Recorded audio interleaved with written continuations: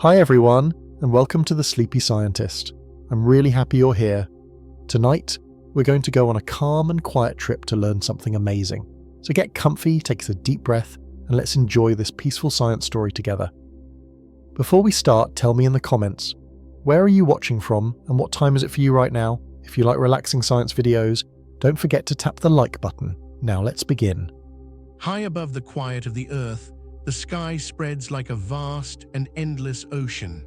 Every point of light that glimmers there seems to hang in silence, yet hidden in that stillness is movement, a rhythm, a pattern as old as creation itself. The stars are not scattered without order. They turn, they orbit, they circle in grand designs that stretch across billions of years.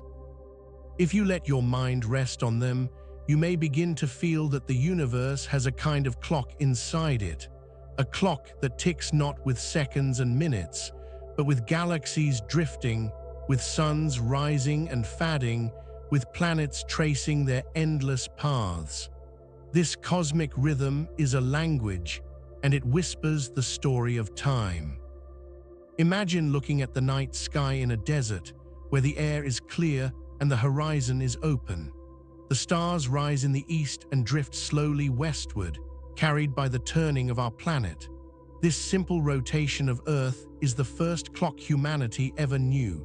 Long before numbers and calendars, people lifted their eyes and noticed that the stars returned in patterns. The constellations of winter gave way to those of spring, and then to the firelit summers, before falling again into autumn's sweep.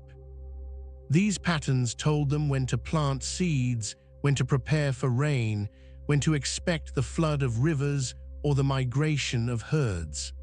The stars, steady and unhurried, became a guide, a teacher. They revealed that time was not chaos, but order written in the heavens. But what are the stars themselves doing? Each one is not fixed, though to our eyes they may seem still. Every star circles around the center of its galaxy, held by gravity, moving with a pace so vast that our lifetimes can hardly measure its step. The Sun, for example, our familiar star, drifts around the Milky Way in a slow, steady path that takes about 225 million years to complete a single orbit.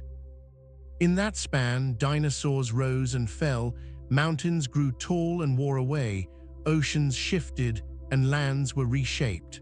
One single galactic year contains the whole sweep of life's history on Earth. So the stars, glowing quietly, are marking time too, not in days, but in ages. They tell us that time is not just local, it stretches across unimaginable scales. If you could float far away into space, where the Earth is no more than a pale blue dot, you would notice that even the galaxies themselves appear to drift. Some cluster together, bound in families. Others stretch into filaments and webs across the universe, like a great tapestry that slowly evolves. And beyond them, the universe itself expands, carrying galaxies apart with it, like dust motes drifting in sunlight. This expansion is another clock, a slow and patient measure of time's unfolding. The farther we look, the further back we see, because light takes time to travel.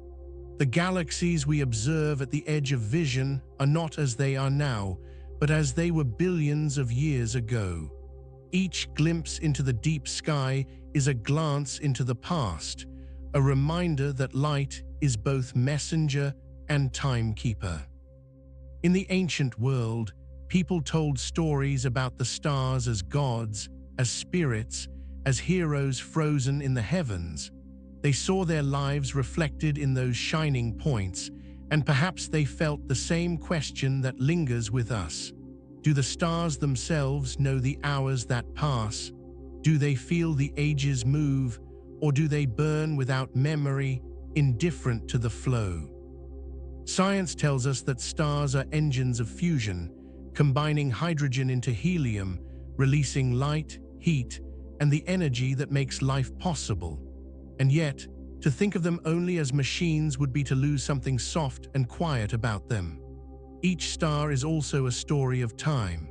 A young star burns bright and restless, middle-aged stars like our sun glow steadily, while old stars swell and tremble before fading into embers. These lifespans, measured in millions or billions of years, are like the beats of a cosmic heart. They keep time in a language that is patient beyond all human clocks. The most precise clocks in the universe are not built by human hands.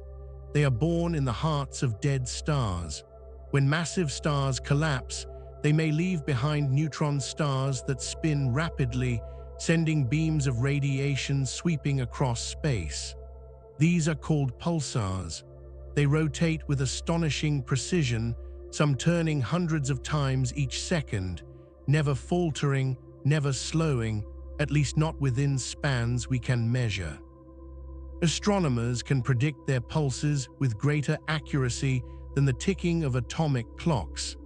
It is as if the universe itself offers us a gift, lighthouses in the dark, keeping a rhythm so steady it could guide not only ships at sea, but spacecraft across interstellar space. The pulsars whisper, time is not just a concept in our minds, it is woven into the fabric of the cosmos. Now imagine standing in a meadow at twilight, the sky deepening above you. A single bright star appears, then another, until the whole canvas of the night fills with light. You breathe slowly, and in the stillness, you realize that every star you see is already telling you a story from the past. The light leaving them has crossed years, decades, even centuries before touching your eye. The nearest star beyond the Sun, Proxima Centauri, shines from 4 light-years away. Its light began the journey when you were 4 years younger. Some stars are so far that their glow began its travel before humans built cities, before language even formed, before our species was born. The night sky is not a present moment. It is a gallery of memories, each point a reminder that time stretches backward endlessly. In this way, the stars become both the measure and the archive of time. The Earth itself adds to this rhythm. As it circles the sun, days accumulate into years and years into centuries. Seasons rise and fall in a quiet loop that marks the passage of life. Trees add rings, rivers carve valleys, mountains crumble grain by grain. On the surface of Earth, time is felt in cycles, repeating patterns that comfort us with their predictability. But in the wider cosmos, time does not loop. It drifts forward, stretching, carrying stars and galaxies into futures we cannot see. The duality is gentle but profound. Here on Earth, time feels circular, but in the universe, it feels like an arrow flying into the unknown. And so the question remains, does the universe know what time it is? The stars, the galaxies, the spinning pulsars, the flowing light, they all keep rhythms, each in their own way. Yet none of them glance at a clock. None pause to wonder. Time is written into their being, into their motion, into the very laws of gravity and light. Perhaps the universe does not need to know time, for it is time.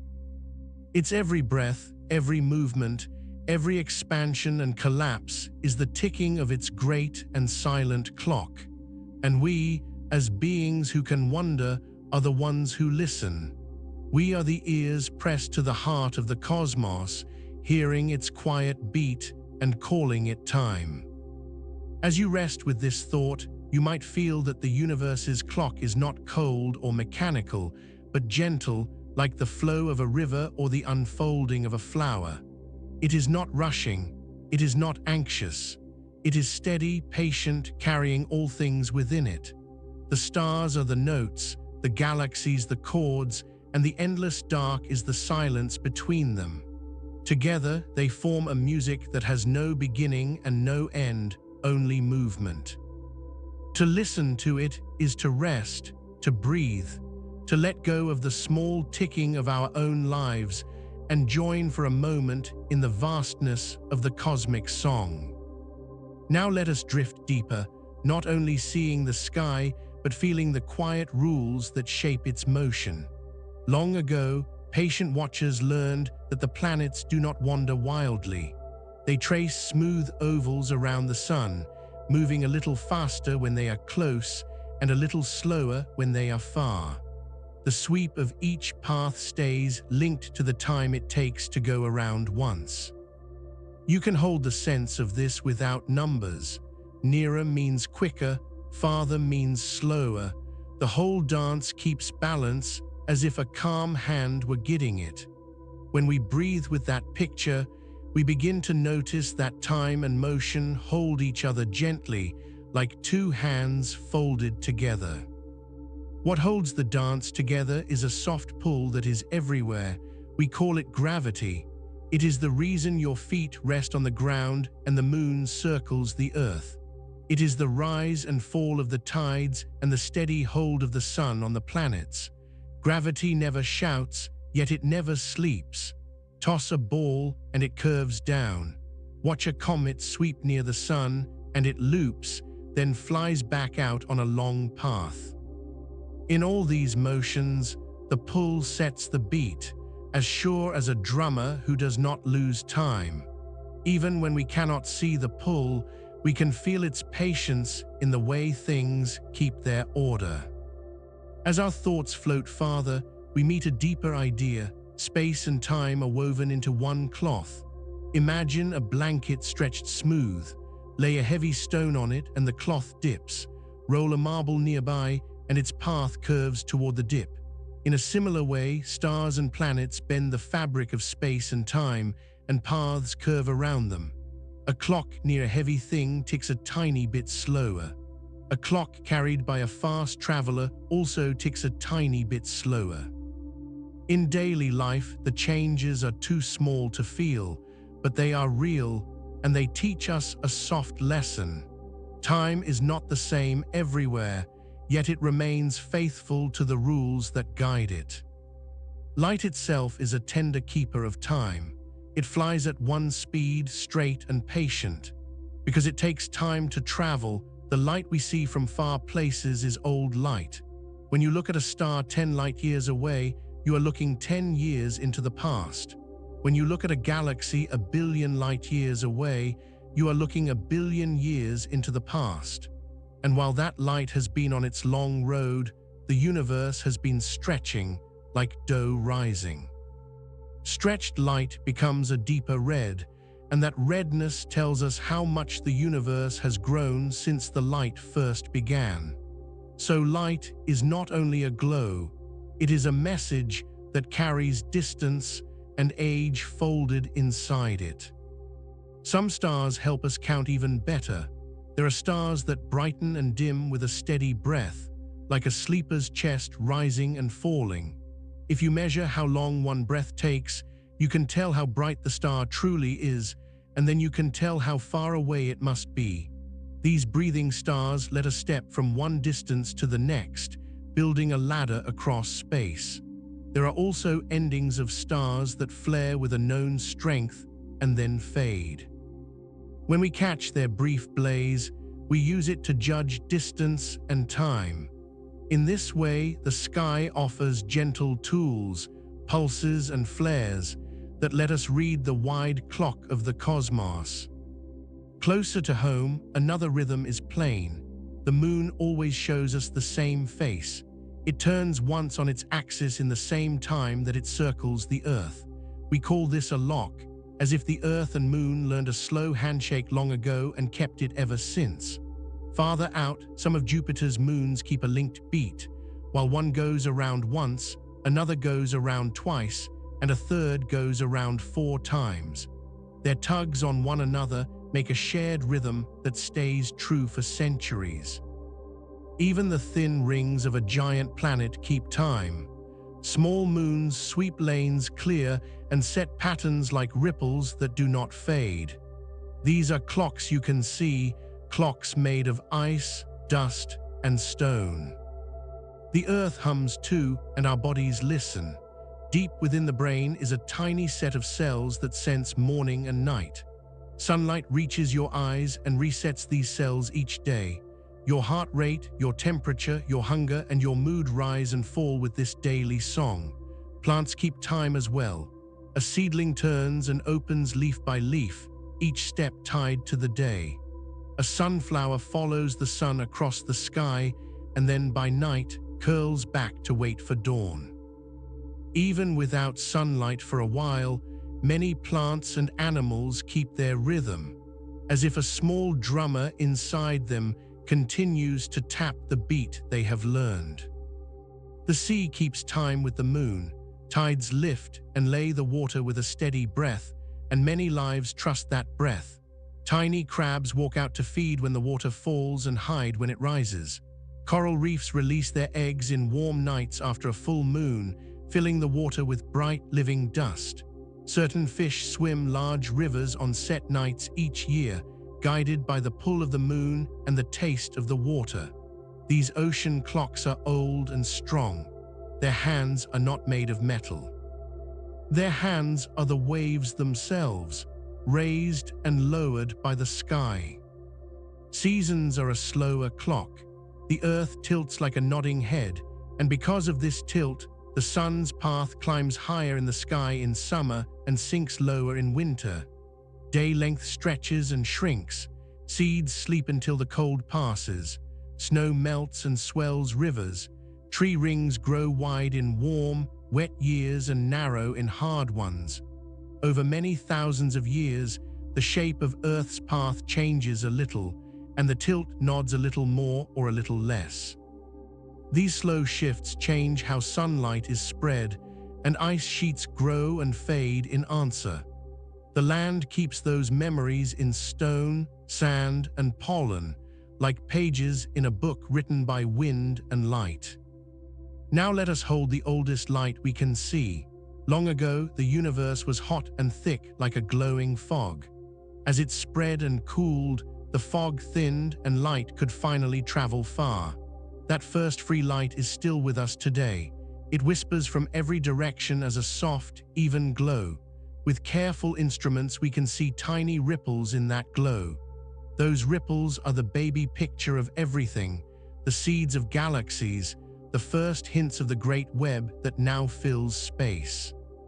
The pattern tells us how fast the universe grew and how matter settled into clumps. It is a faint, steady hum that marks a very early hour on the universe's first clock.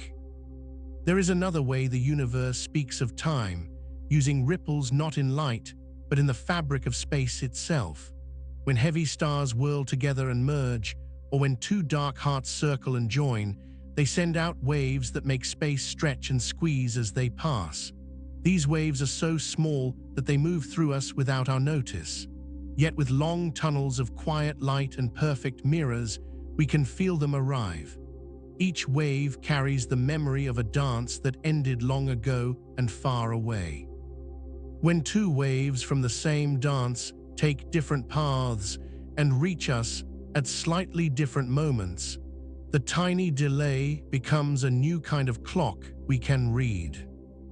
To live here, we also keep time in our own careful way. We build clocks from atoms. A certain kind of atom flips between two very close states with a rhythm so steady that it can mark seconds for millions of years with hardly a slip. We use these clocks to guide planes, to run the internet, to keep maps true, and to make sure a message sent from a mountain arrives at a phone in a city at the right heartbeat. Satellites carry clocks too, and because they fly high and fast, their clocks tick at slightly different rates than ours on the ground. We correct for this difference every day so that maps do not drift and voices do not miss their turn to arrive. Memory is another clock curled inside the mind. A smell after rain can open a door to a day you thought you had lost. A song can carry you to a kitchen, a road, a smile. Your brain stores feelings and sights and sounds as tiny traces in living cells. Each trace is a note in a tune that helps you guess what will happen next. Your memories let you feel how long a minute is, how long an hour is, and how long love can last. The earth holds memories too, in layers of mud, in the lines of shells, in bubbles trapped in ice. These memories anchor the story of change, so we can say not only what, but also when. Because time can bend a little, it asks us to be humble. A day on a mountain is a touch longer than a day by the sea, because clocks run a tiny bit slower where gravity is stronger. A person who flies very fast ages a hair less than a twin who stays at home. This is not a trick. It is how the world quietly works. For most of us, the differences are too small to feel. But if we listen closely, we can sense the kindness of the lesson. Your time is real to you, my time is real to me, and both can be true at once. The rules of the world hold both truths without strain. We might wonder then whether the universe knows its own hour. Maybe knowing is the wrong shape of word. A tree does not read a calendar, yet it buds in the right week. A sea turtle does not read a tide chart, yet it climbs the beach on the right night. A cloud does not keep a notebook, yet it grows and rains when the air is ready. The sky, the sea, the land, and the life upon them move in ways set by their natures. The universe does not check a clock on the wall, but it carries time the way a river carries water, within its flow, within its very being. Let us return for a moment to simple motion, because even the quietest motions hold deep truth. Push a child on a swing, and the swing moves back and forth with a natural beat. If you push in time with that beat, the arc grows. If you push off the beat, the arc fades. Planets and moons also have natural beats. When these beats line up, small pushes add up over long years to shape orbits, to clear rings, or to open gaps. In a thin ring of ice and dust around a planet, a small moon may keep a lane open, sweeping like a careful broom again and again. Even here, timing writes a path that lasts. Even the way light curves near a heavy star is a kind of timing. The light takes a longer road, and so it arrives later than it would in open space. When a star passes behind a great galaxy and its light bends around, we may see more than one image of the same star. Those images can brighten at different moments. By watching the delay, we measure the shape of space and the growth of the universe. Think of it as listening for echoes in a valley. The first echo tells you the nearest wall. Later echoes tell you about the far shapes you cannot see. Delay becomes a ruler, and time becomes a map. There is a sweet puzzle in all this. If everything is in motion and all clocks are local, what holds the story together? The answer is simple and kind. The rules hold it. The rules are the soft grammar of the universe. Energy stays balanced. Cause comes before effect. Light has a speed that cannot be passed. Gravity pulls and space and time bend. From these gentle lines, the story writes itself, and because the rules are steady, our many clocks can agree well enough to sing. Now imagine evening on a hill, the sky turning velvet, the first star waking. You can feel two kinds of time at once. There is the time of your breath and your steps and the warm hand you hold. And there is the time of the mountain under you, the slow rise and fall of the land, the long river that carved the valley below, the glow that left a star before you were born and has just now found your eye. Both kinds meet in you. You are a bridge between quick and slow, between near and far. You keep both time for a few quiet breaths, and the world feels whole. At last we can say, with a soft smile, that the clockwork of the stars is not cold machinery. It is more like a garden that keeps good order by the nature of its soil, its rain, and its sun. The paths of planets, the rise of tides, the breath of stars, the glow of old light, and the memory in stone and in heart, all of these are hands on the face of a very wide, very calm clock. We do not have to master it to belong to it. We belong because we are made within it. When we breathe, when we sleep, when we wake, we move with its rhythm without even trying. And if you ever feel lost, you can raise your eyes and find a beat to guide you. Count the steady steps of a star across the night. Notice the thin crescent waxing day by day. Follow the way dawn comes a little earlier in spring and a little later in fall. Feel your own pulse, your own gentle drum. In each of these, the universe is speaking in a language you already know. It tells you that time is not a threat. It is a friend that walks beside you, patient and sure. So we rest here, deeper than before, with the sense that the universe holds time the way a mother holds a child, close, gentle, and without hurry. We have traced the lines from tiny atoms to wide rings of ice, from our inner clocks to the glow of the early cosmos. We have seen that time can be counted, but also felt. We have seen that it can bend a little, yet keep faith with itself. And we have seen that in every place we look, some quiet beat is keeping order.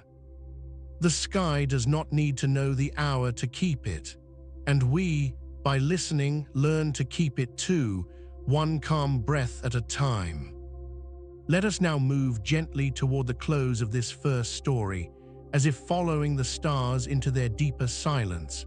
When we think of clocks, we often picture small objects, gears, springs, hands circling a face. But in the sky, time has no face, and the hands are made of suns, moons, and drifting clouds of dust. To notice this is to understand that the universe has always been keeping time, long before humans gave it numbers. The rising and setting of light, the repeating circles of orbits, the pulsing hearts of collapsed stars, all of them turn without pause, steady as a tide that never ends. If we could listen not with our ears, but with our whole bodies, perhaps we would feel those rhythms washing through us like waves. The stars tell us that nothing is still. Even the things that seem eternal are in motion. The mountains we trust as unshakable are wearing away, grain by grain, just as galaxies pull farther apart, step by step. And yet there is no rush. The cosmos carries these changes in its open hands, patient and calm. If time were a river, it would not be a rushing torrent, but a wide, slow current that glides over stones and carries all things within it. To float on that current is not frightening. It is like being held by a gentle tide that asks nothing of us, but to rest within it. There are moments when we ask, if the universe holds so many rhythms, is there a single master clock that unites them all? Scientists have wondered this too.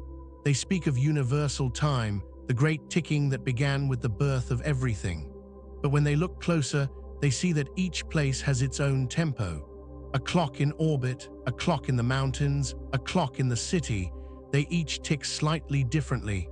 There is no single drumbeat echoing through the cosmos, only a harmony of many rhythms. It is not a choir with one singer, but with countless voices blending into a single song. Each star, each atom, each breath is part of that music. In the quiet of night, if you stand still and close your eyes, you might sense how many clocks are moving within and around you. Your heart keeps its steady drum. Your breath rises and falls like waves on a shore. The earth beneath your feet is turning slowly toward the dawn. The moon, unseen perhaps, is circling above. The sun is carrying you and your home around itself, while the whole galaxy slides through the larger sea of space. You are at the center of so many motions at once, each with its own measure of time. You are not separate from the cosmic clockwork. You are one of its hands. And yet there is mystery too. We know that time moves forward. We grow older, we remember the past but cannot visit it. We dream of the future but cannot reach it early. Why should time have a direction? Why do broken cups not leap back together? Why does smoke not gather back into the flame? The answer lies in a quiet law called entropy, the slow leaning of the universe toward disorder. Heat spreads, things scatter, order unwinds. This is the arrow of time, gentle but firm. And though it may sound like loss, it is also the reason why stars shine, why rivers flow, why life can bloom and change. Without this one-way motion, there would be no story at all, only stillness. Black holes remind us of how strange time can be. Near their edges, time seems to slow until it nearly stops. A clock falling toward that dark horizon would appear to freeze to an outside watcher. Yet for the clock itself, time would flow on, pulled inward beyond what we can see. This bending of time teaches us that our sense of hours and minutes is only part of a much larger fabric, one that curves and stretches under weight. To picture this is like imagining a great canvas that holds stars as stones, rivers as threads, and time itself as the weave between them. But even in such strangeness, there is comfort. The same rules that bend time near black holes also guide the orbit of planets and the fall of raindrops. They are not hostile but steady, not cruel but consistent. In knowing this, we find peace. The cosmos does not trick us. It simply flows in patterns we are slowly learning to read. Each discovery is like hearing a new note in the great song, soft and clear. We lean closer, listening, and the melody deepens. When you next look up at the stars, think of them not only as distant fires, but as markers of age and rhythm. Their light began its journey long before you were born, and yet it arrives now, in this moment, to meet your eyes. You and the star are bound across years, joined by the thread of light that carried its story. And in that story is time, patient, unbroken, and gentle. To see a star is to touch the past, and to let that light enter your gaze is to weave yourself into the universe's quiet record. Perhaps the universe does not know what time it is in the way we mean, but perhaps it does not need to. Its knowing is not in words but in being. A tree does not count its years, yet it grows taller. A river does not number its steps, yet it carves valleys. The universe does not hold a clock, yet it unfolds. Its knowledge of time is its motion, its light, its flow. To belong to it is to share in that knowledge without asking, without measuring, simply by existing. So we come to rest at the close of this first story, with the sense that the clockwork of the stars is both vast and intimate. Vast, because it spans galaxies and ages beyond imagination. Intimate, because it beats within our hearts, within the pulse of blood and the turning of breath. The same laws that move the heavens move us. The same rhythm that carries galaxies carries our lives. We are not apart from the great clock. We are part of its ticking, part of its song. And that may be the gentlest answer of all. The universe does not ask what time it is, because it is time, and so are we. Let this thought linger as a soft closing, like the final notes of a lullaby. The stars still turn, the galaxies still drift, the river of time still flows. You do not need to chase it or hold it. You are already within it, already moving with its gentle tide. Rest now in the clockwork of the stars and let the universe's patient rhythm carry you forward. Light is the softest traveler we know, yet it is also the most faithful. It carries no weight, no burden of mass, but it bears messages across the great distances of the universe.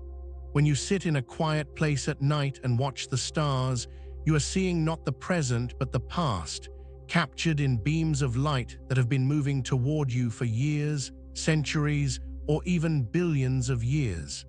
In this way, light is memory.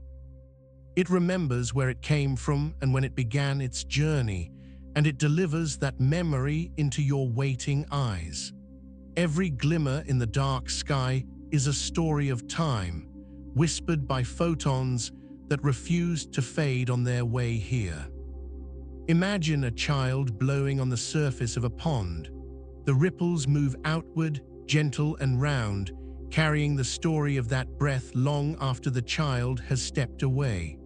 Light does the same, but it does not fade so quickly. A star releases photons into the wide ocean of space, and they spread in all directions. Some are lost to the endless void, but a few continue on paths that cross our small world.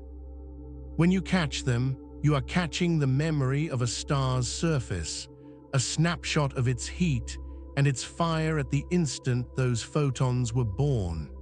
Even if the star has changed, or even if it has died, the light it once released continues to tell its story.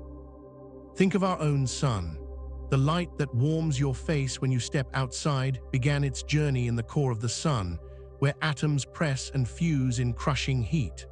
A photon may bounce for thousands of years inside that furnace, colliding again and again before it escapes the surface. By the time it finally leaves the sun and races toward us, it carries within it the long memory of countless encounters. 8 minutes later, it brushes the earth, falls through the sky, and touches your skin. That gentle warmth is ancient, not only because it began in the sun's heart long ago, but also because it is part of a process billions of years old, one that will continue for billions more. Each ray is both present comfort and record of deep history. The memory of light becomes clearer when we look beyond our sun. The glow of the Andromeda galaxy, for example, takes more than 2 million years to reach us. Every time you gaze at it, you see Andromeda as it was when early humans first began to walk upright on the African plains. In that soft glow, you are watching a memory of a galaxy from an age before words, before cities, before the stories we now tell. If Andromeda could speak, it might say, "This is how I looked when your kind was just beginning." And yet, by the time you see it, Andromeda has already changed, its stars moving, its arms turning, its black holes deepening their pull. The light you catch is a memory, not a mirror. Some of the most profound memories of light are found in faint, invisible waves. The cosmic microwave background is the oldest light we can see. It began more than 13 billion years ago, when the universe was young and hot and filled with a glowing fog. As the universe expanded and cooled, the fog thinned, and light was able to travel freely. That first light is still moving through space today, filling every direction with a soft, uniform glow.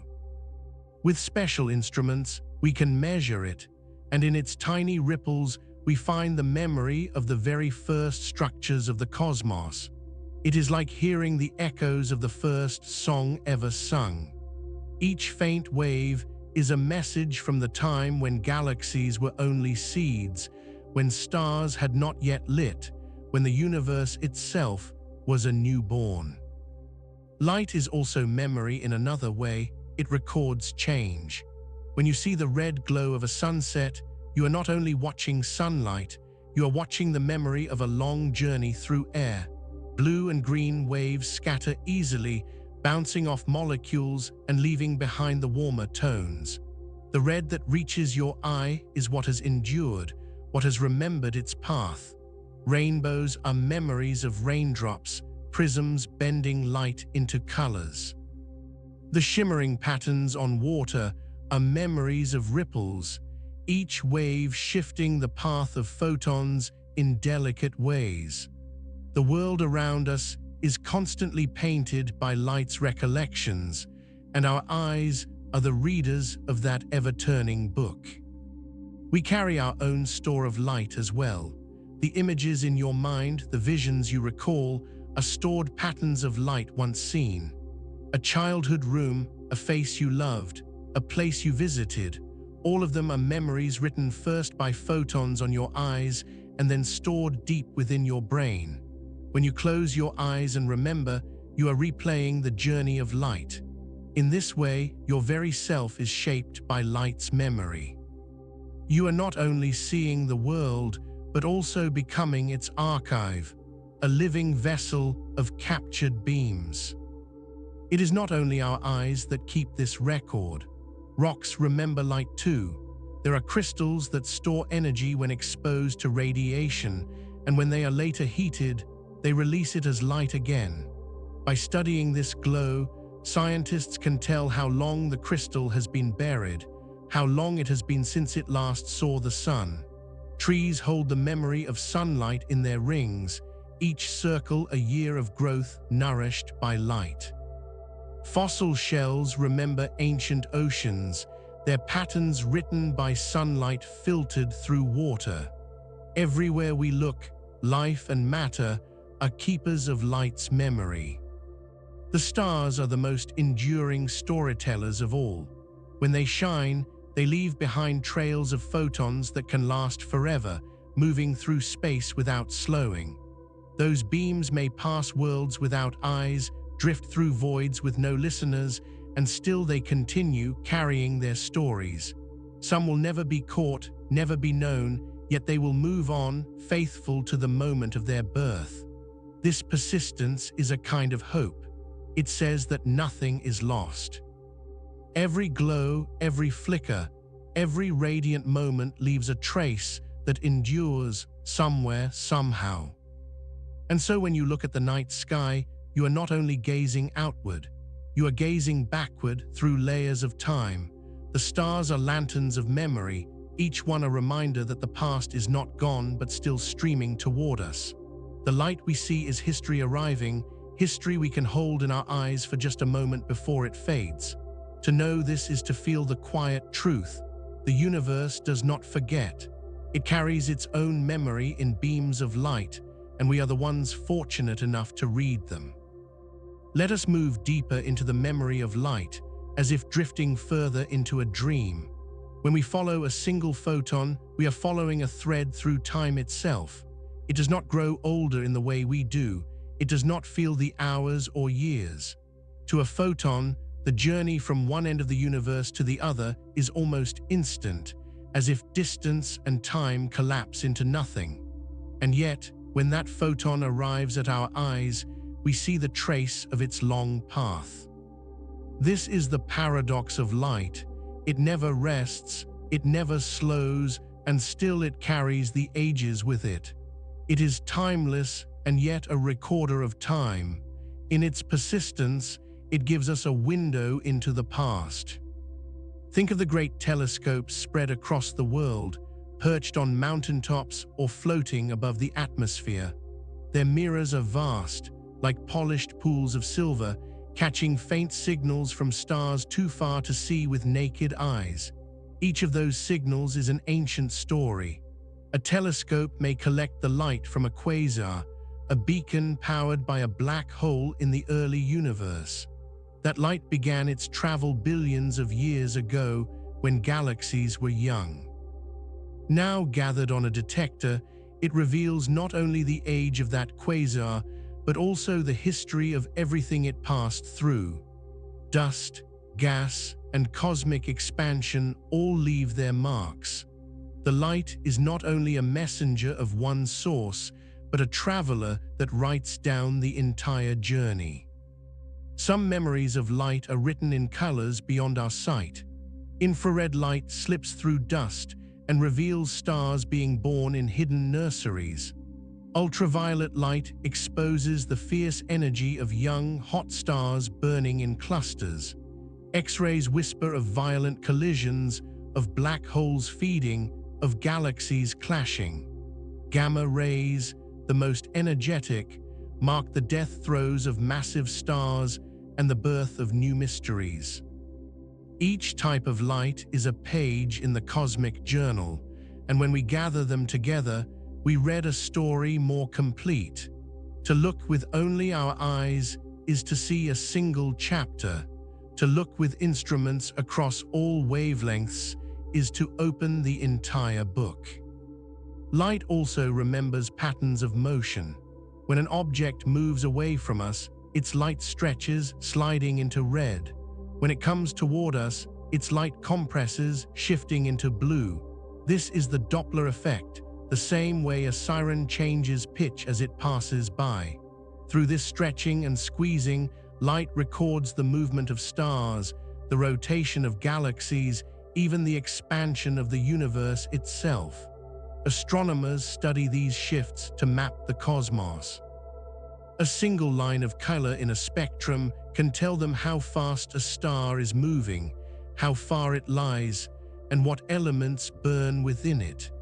In this way, light is a memory not just of where something was, but of how it was moving, breathing, and changing. There is poetry in how light remembers the smallest details. The faint glow of auroras, for example, tells of charged particles from the sun meeting Earth's magnetic shield. The soft shimmer of bioluminescent creatures in the ocean tells of chemical sparks passed down through countless generations. The golden glow of fireflies in summer grass is light carrying the memory of a living dance, a signal of connection and attraction. In each of these, photons are released not randomly, but with meaning. They are expressions of a moment, a condition, a state of being. When we see them, we share in that moment, even if it has already passed. The memory of light shapes how we understand our place in time. When we look at galaxies far away, we see them as they were when the universe was young. Some appear as faint smudges, others as grand spirals, but all are relics of earlier ages. By comparing near galaxies with distant ones, scientists reconstruct the history of cosmic growth.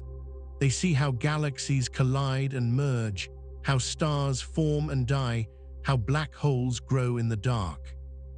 It is like watching a family album of the universe, except the photographs are made of ancient light still streaming toward us. The further we look, the younger the universe we see, until we approach the first glow after its birth. Even within our own solar system, light remembers. When sunlight reflects from the icy surface of a moon, it tells of its smoothness or roughness, its cracks or planes. When light glints from Saturn's rings, it reveals the dance of countless tiny particles, each scattering photons in a different way. Mars glows with a dusty red because its soil holds iron that rusts under ancient air, and light carries that story directly to our eyes. The blue of Earth's oceans, the green of its forests, the white of its clouds, all are colors remembered and delivered by light. Every scene we cherish on this planet is built from these memories, woven together into the tapestry we call vision. There is a kind of intimacy in the way light touches us. It falls on your skin, enters your eyes, and becomes part of your perception. But long before that, it has traveled far, carrying the tale of where it came from. In a sense, every time you open your eyes, you are touching something ancient. The light that lets you see is not yours alone. It is borrowed from the universe's store of memories. You are sharing in messages written across space and time. In this way, life itself is an act of remembering. To see is to connect with the history of light. Memory can fade in our minds, but light's memory does not. It continues to move, even through silence and emptiness. Some photons may travel forever, never striking matter, never being absorbed, continuing their path until the universe itself grows cold and still. These are memories without readers, messages without recipients, and yet they exist, written across the dark. Perhaps this persistence is part of the beauty, that even without witnesses, the universe remembers itself. Light keeps the record whether or not anyone is there to see. We might ask whether there is a limit to how far back we can read the memory of light. The answer lies in the beginning. Before the universe became clear, light could not travel freely. It was trapped in a fog of particles, scattered before it could move. Only when the cosmos cooled enough did light break free, giving us the cosmic microwave background. Beyond that, there is no light to read, no photons to catch. The memory of earlier times is hidden, perhaps forever. We can imagine it, we can theorize it, but we cannot see it. Light carries much, but not everything. Even memory has its horizon. And so we rest with this thought. Light is both the softest and strongest keeper of time. It tells us about stars and galaxies, about the history of space, about the lives of planets and the moments of our own world. It reveals what has been, even as it continues to move toward what will be. In every photon is a record, and in every glance we take at the sky, we are readers of that endless archive. The memory of light is not written in books or carved in stone. It is written in the glow that touches us again and again with stories from the past. Let us now bring the story of light's memory to a gentle close. We began by seeing light as a traveler, carrying messages from stars and galaxies across the deep sky. But as we move nearer to the heart of things, we realize that light is not only a messenger of distant worlds. It is also the thread that ties together every moment of our own lives. It falls across the pages we read. It shines in the eyes of those we love. It guides us through the hours of each day. Light is memory at every scale, from the cosmic to the personal, from galaxies to the glance of a friend. To reflect on this is to feel that the universe's vast story and our own small story are not separate, but joined by beams of the same gentle glow. Think of dawn. The first rays of morning slip over the horizon, carrying not only the warmth of the sun, but also the memory of the Earth's turning. Each sunrise is a record of one more rotation, one more chapter in the planet's endless cycle. We measure our days by this light, trusting its steady return. Even when clouds hide it, even when night lingers, we know the sun's light is waiting just beyond. In this way, light becomes a keeper of promise. It reminds us that time moves forward with grace, that endings flow into beginnings, that darkness is always answered by dawn. Think also of twilight, when the sun has fallen but the sky still glows with scattered rays. The red and gold at the edge of the day are memories of sunlight bent and stretched through air. They are the last whispers of a day that is leaving. To watch them is to feel both sadness and peace, for they remind us that each day passes, each moment fades, yet all are preserved in light's gentle archive. Nothing is lost completely.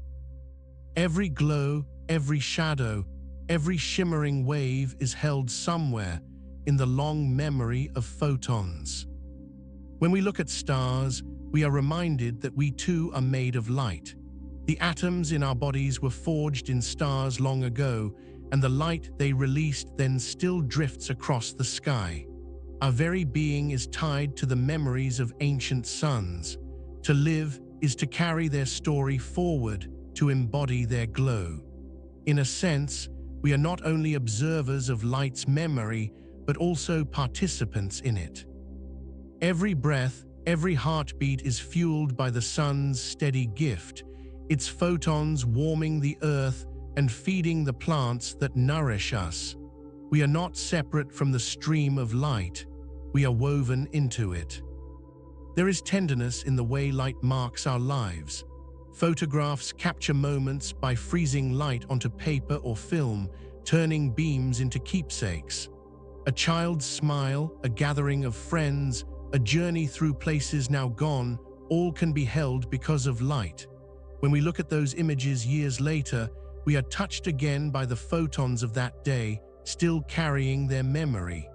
Even though the moment has passed, the light remains, waiting to remind us. In this way, light bridges time, offering us not only vision, but remembrance. But perhaps the most poetic memory of light is not in what it shows, but in what it suggests. When you see a star, you know that its light has traveled across years or ages to reach you. You know that what you see is not how it is now, but how it was. And yet, you accept it as present, as real. This teaches us something about time, that the past is never completely gone, that it continues to shine into the present, that it shapes what we see and who we are. Light's memory is a lesson in patience, in perspective, in the gentle truth that all moments are connected. Even in darkness, there is memory. The faintest glow from a candle in a silent room tells of fire's warmth and human presence. The pale shimmer of the moon is borrowed sunlight, a reminder of the sun even at night. The scattered glow of the Milky Way is the combined memory of countless stars, each sending its photons into the shared sky. Darkness is never complete. It always holds traces of light, and within those traces is the memory of life, of motion, of being. To know this is to find comfort in night, to rest in its quiet, trusting that memory still lingers even when sight fades. The universe does not forget. It writes its story in light and sends it outward in all directions endlessly. Some of that story finds us, some will never be read, but the writing never stops. Stars continue to burn, galaxies continue to glow, comets continue to reflect, life continues to shimmer. We are surrounded by light's library, vast and unending. To be alive is to dwell among its shelves, to read from it with our eyes and our hearts, and to add our own small flicker to its pages. And so the memory of light is not only a scientific truth, but also a poetic one.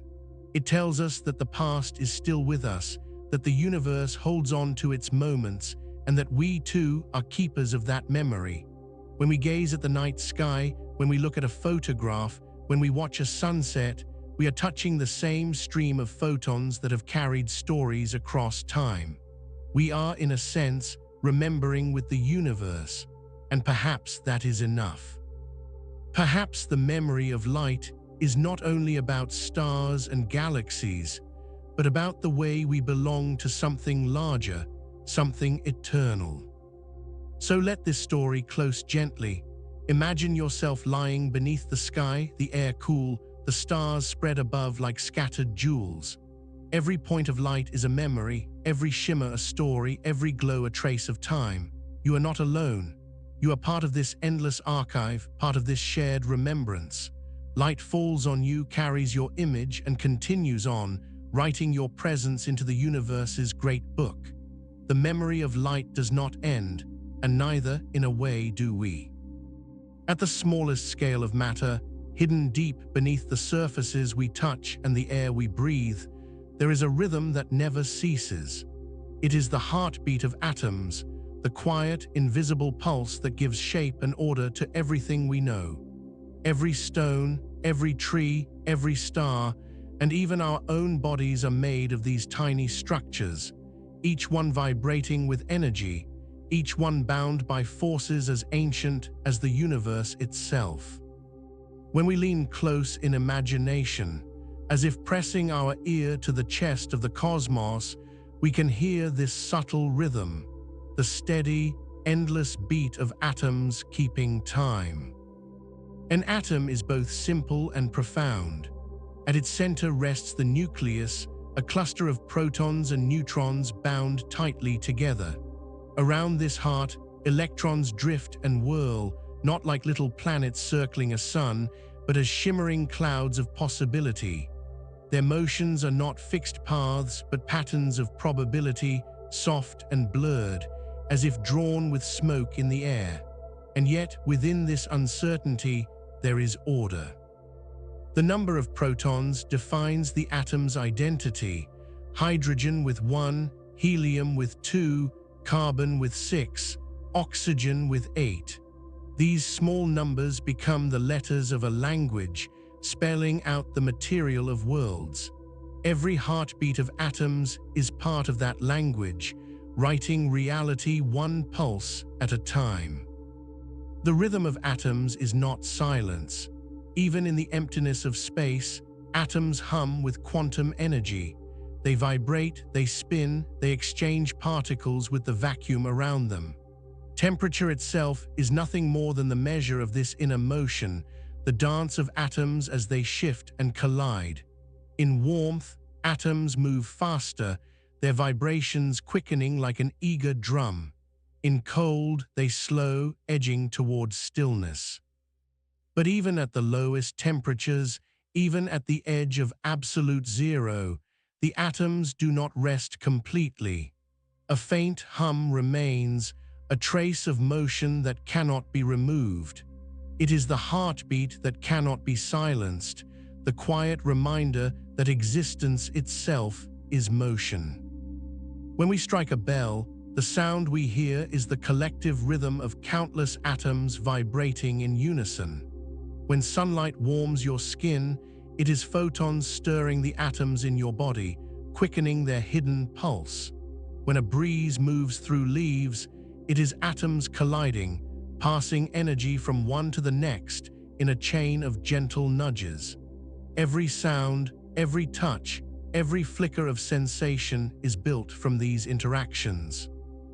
Atoms are not only the bricks of matter, they are the drummers of the universe, setting the beat for all that happens.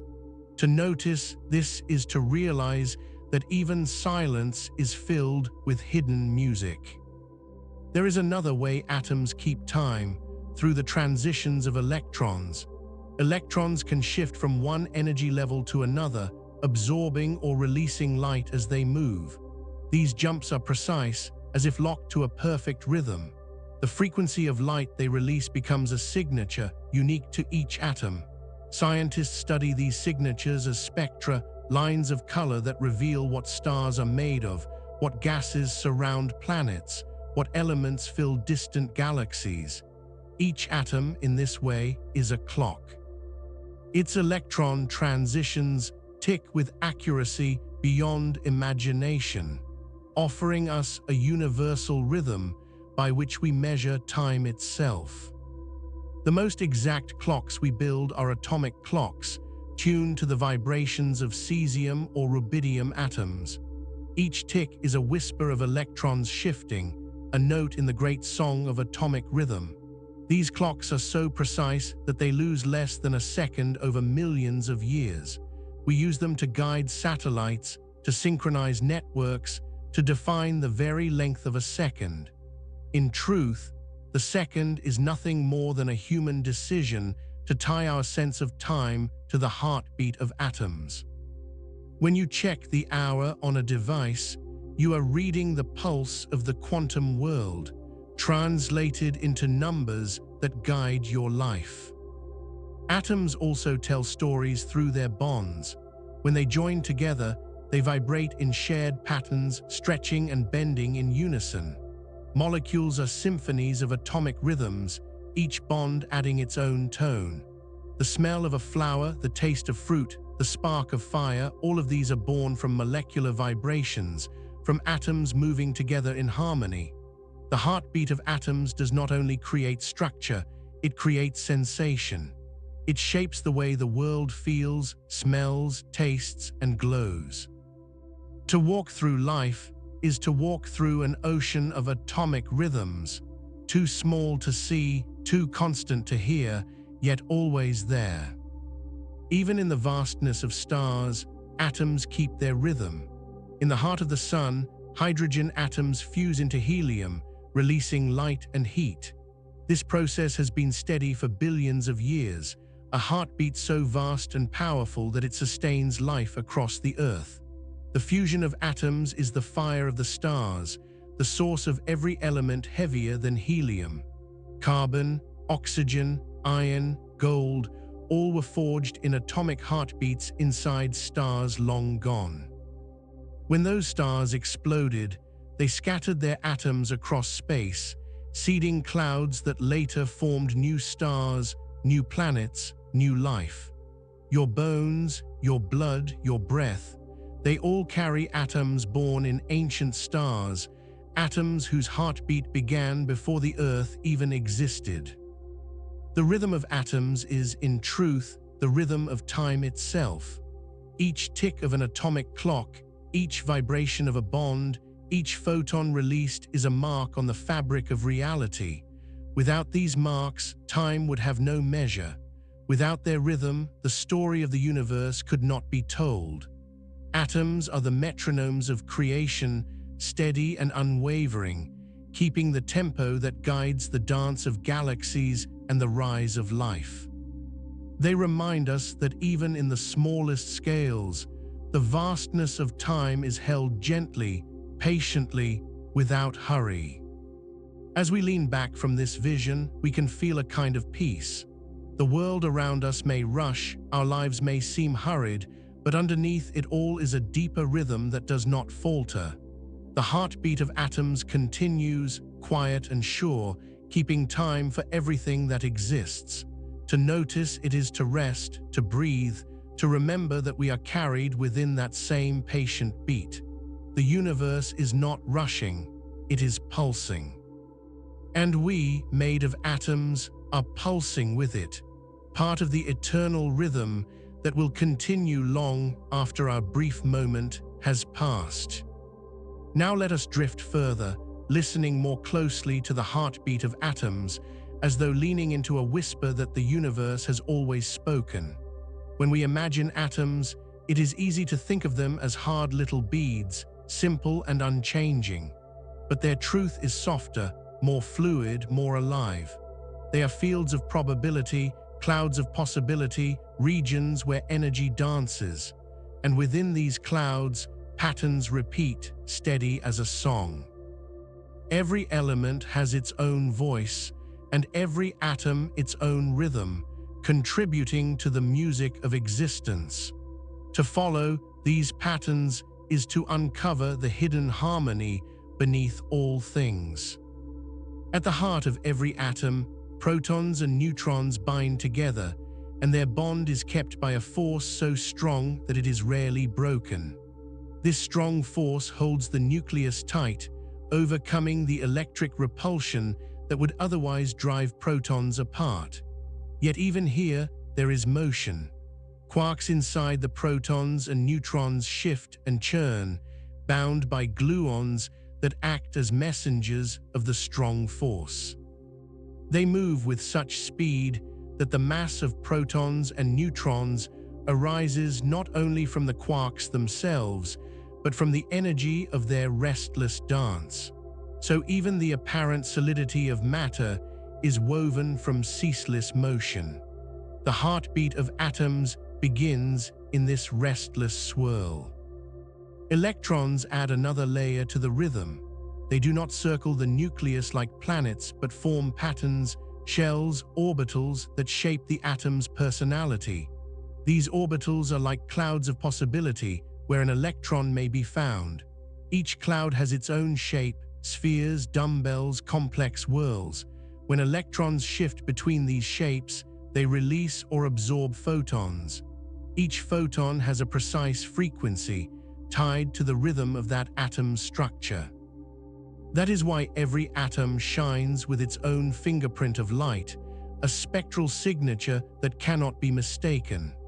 Through these signatures, astronomers can tell what stars are made of, what planets breathe in their atmospheres, what gases drift in nebulae.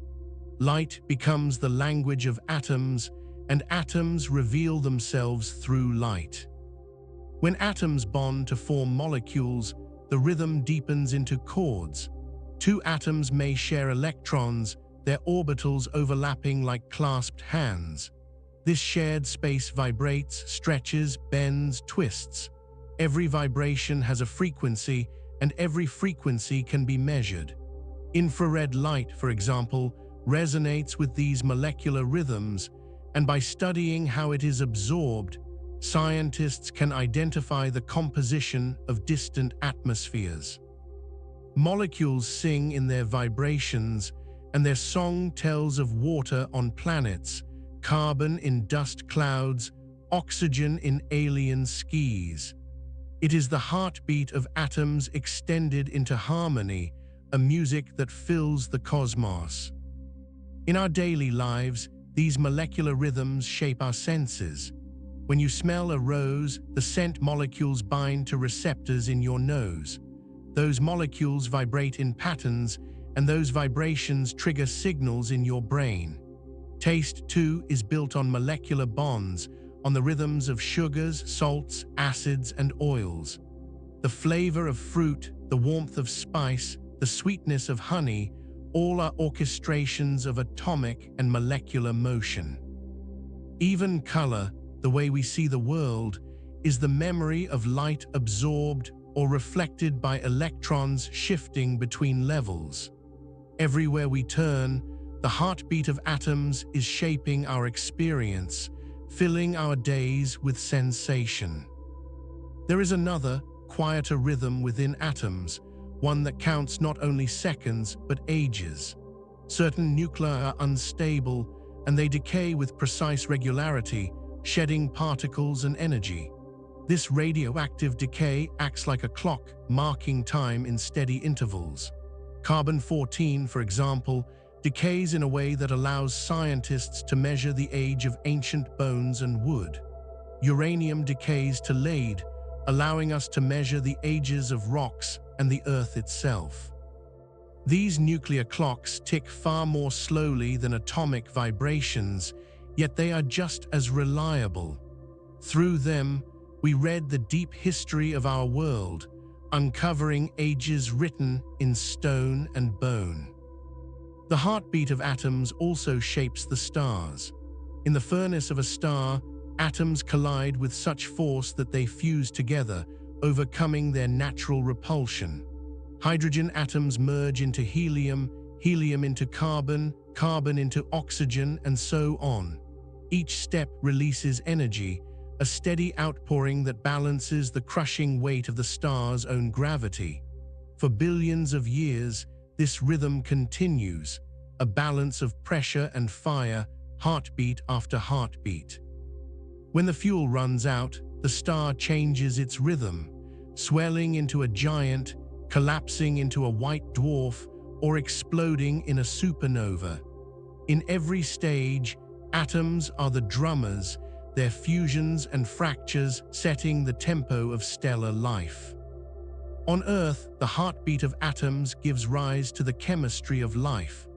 DNA is a long chain of atoms arranged in precise sequences, and the way they bond and fold encodes the instructions for living beings. Proteins are made of smaller molecules linked into intricate shapes, their functions determined by the vibrations and bonds of their atoms. The very act of thought in the brain is the flow of ions, charged atoms, crossing membranes, sparking signals between neurons. Every cell, every organ, every action of life is built on the rhythms of atoms. To live is to join in their heartbeat, to be carried by their endless song. Even time, as we define it, rests on atoms. The second, as measured by atomic clocks, is tied to the vibration of cesium atoms, 9,192,631,770 cycles of radiation from electrons shifting between two energy levels. That number defines a second. Our minutes, hours, days, and years flow from it.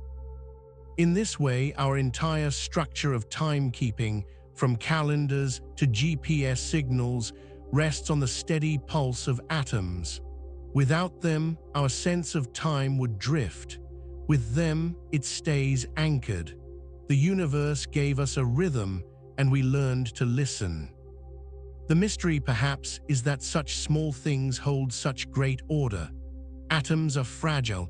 They can split, fuse, rearrange. Yet their rhythms are constant, their rules unchanging. From them arise not only matter but music, not only structure but beauty.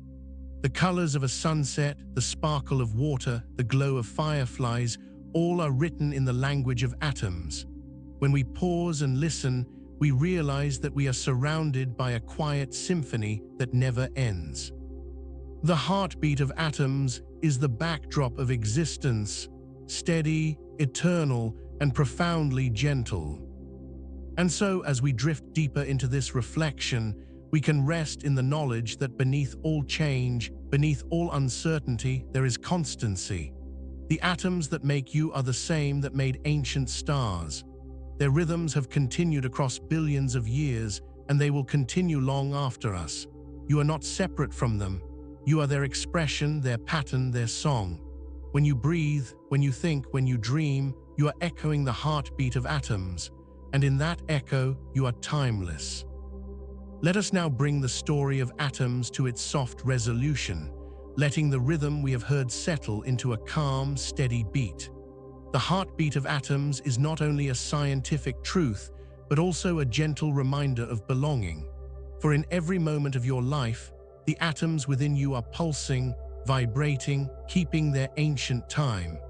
You are not only carried by their rhythm, you are part of it, a living measure of the same beat that moves through stars and galaxies. To know this is to feel that life itself is woven from the patient ticking of the smallest things.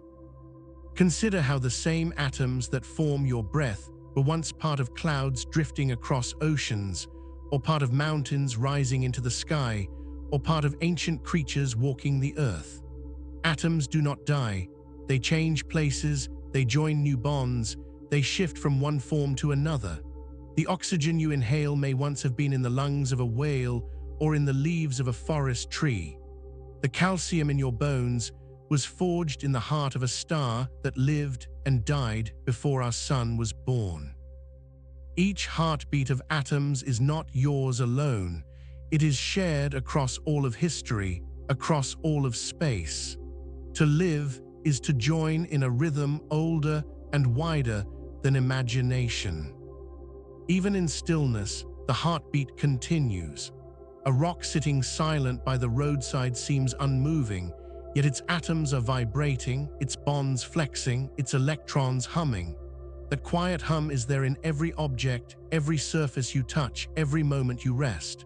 The table beneath your hand, the chair that holds you, the air that fills your lungs, all are filled with the hidden music of atomic motion. You do not hear it with your ears, but you are surrounded by it, bathed in it, sustained by it. The heartbeat of atoms is the ground note of existence, steady and faithful beneath all change. The wonder deepens when we remember that time itself is tied to atoms. Our greatest clocks, built on their vibrations, remind us that the universe gave us its own metronome. When satellites guide your path, when networks connect voices across continents, when scientists measure the age of stars, they are listening to the tick of atoms. Without this heartbeat, our world would be unmoored, drifting. With it, we are anchored, steady, able to measure the passing of hours and the unfolding of history. The heartbeat of atoms is the keeper of our days, the silent guardian of time. And yet there is mystery. Quantum mechanics tells us that atoms do not behave like simple beads or tiny machines. They exist in superpositions, in states of possibility, until they are observed. Their behavior is probabilistic, uncertain, playful. The heartbeat of atoms is not mechanical, but alive with chance. And still, out of this uncertainty comes order, reliability, constancy. It is as though the universe allows both freedom and steadiness, both unpredictability and rhythm, woven together in a balance that sustains all things. This paradox is not a flaw but a gift, reminding us that certainty and mystery can live side by side. If we follow atoms deeper still, we find energy and emptiness. The nucleus is tiny compared to the whole atom, and between nucleus and electron cloud is space, vast and hollow. Matter, as solid as it feels, is mostly empty, and yet it holds us, supports us, builds mountains and seas. The heartbeat of atoms is the dance that fills emptiness with form, vibration with substance, light with memory. It is a reminder that even apparent emptiness is alive with hidden motion. The quiet pulse of atoms, fills the void with life. Perhaps the most beautiful thought of all is that the heartbeat of atoms does not stop with us. Long after we are gone, our atoms will continue vibrating, bonding, dissolving, reforming. They will join new shapes, new beings, new stars. They will carry on their rhythm into futures we cannot imagine. In this way, nothing is ever lost. The story continues, written in the small, steady beat of matter itself. To live is to borrow atoms for a while, to join their song for a brief span, and then to return them to the wider rhythm of the universe. So let us rest here at the close of this story, listening one last time to the heartbeat of atoms. It is quiet, steady, unending. It beats within your bones, within your breath, within the fire of stars and the glow of galaxies.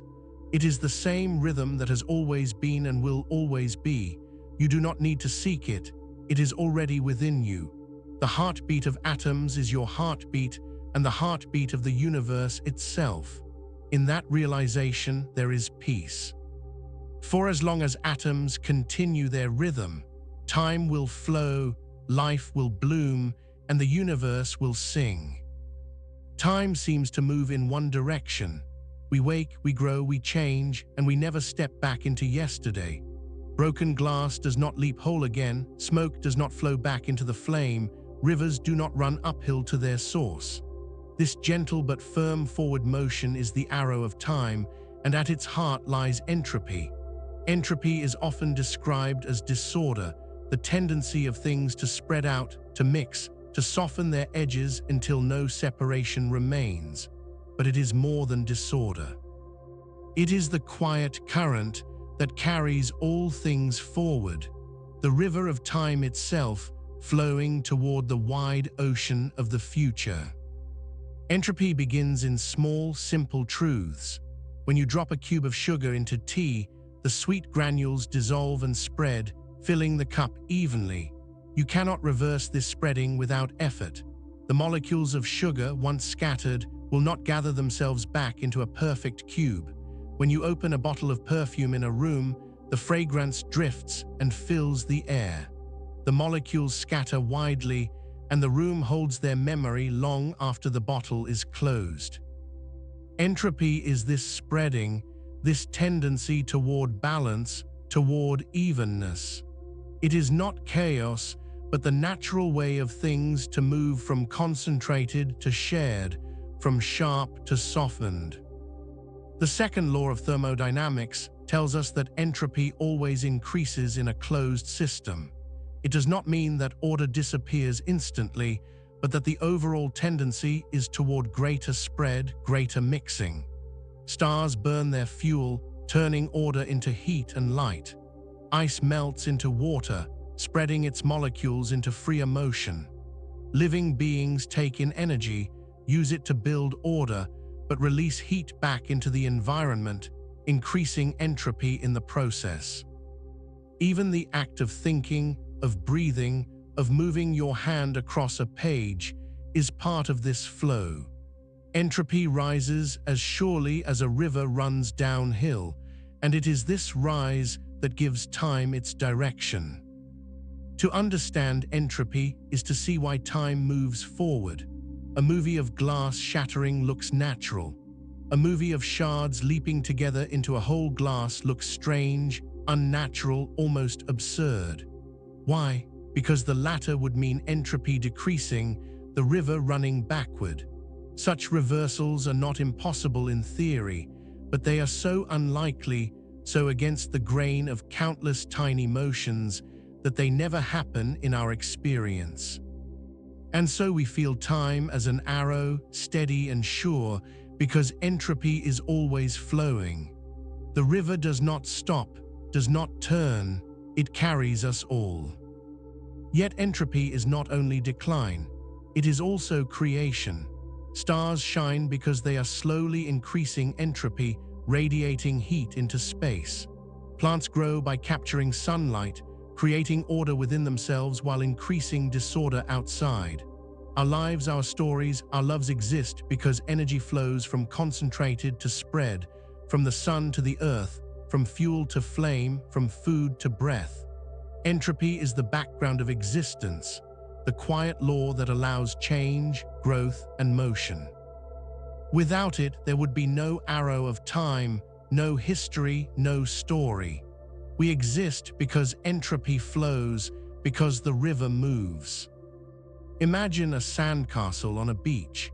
The grains are shaped into towers, walls, and gates, but the tide comes in, the wind blows, and the grains scatter back into the shore. The castle dissolves, but the sand remains, spread more evenly across the beach. Entropy has increased, not because the sand was destroyed, but because it was freed into greater possibility.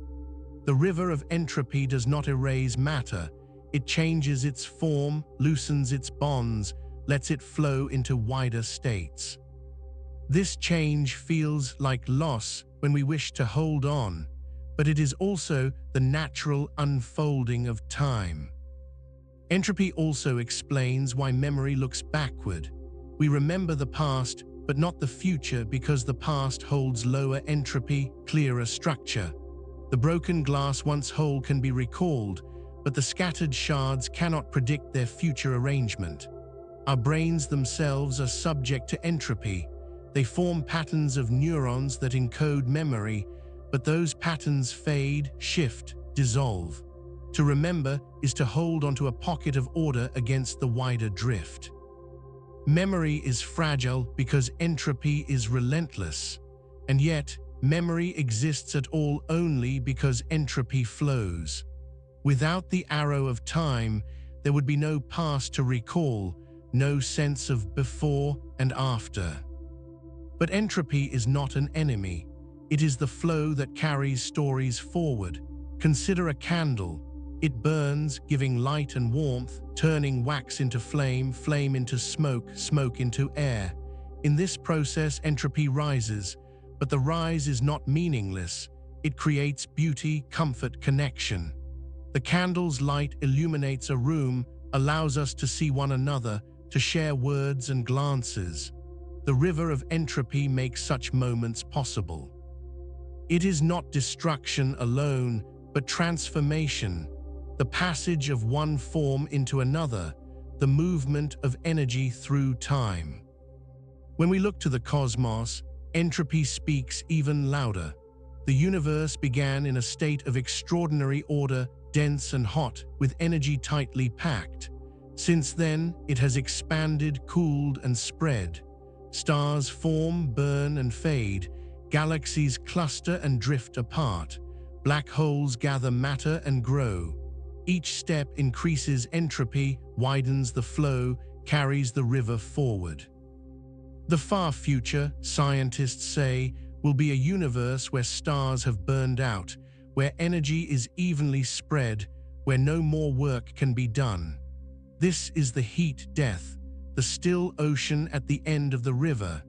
It is a vision both humbling and calm, the final quiet of entropy fulfilled. Yet here now we live in the middle of the river, where currents swirl and eddies form, where patterns bloom and dissolve. Entropy is rising, but not all at once, not everywhere equally. There is room for stars to shine, for life to grow, for stories to unfold. The river flows, but within it there are whirlpools of order, galaxies, planets, beings like us, brief but beautiful structures carved from the stream. To live is to be one of those whirlpools, a momentary shape in the water, sustained by the flow of entropy itself. And so, as we begin this story of the river of entropy, we can rest in the thought that time's arrow is not cruel. It is steady, patient, and necessary. The river carries us forward, yes, but it also gives us the chance to exist, to love, to wonder, to reflect. The scattering of order is not the end of meaning. It is the canvas on which meaning is painted. To know entropy is not to despair, but to understand that everything we are, everything we cherish, is made possible by this quiet, unstoppable current. The river flows, and we are carried within it, part of its endless song.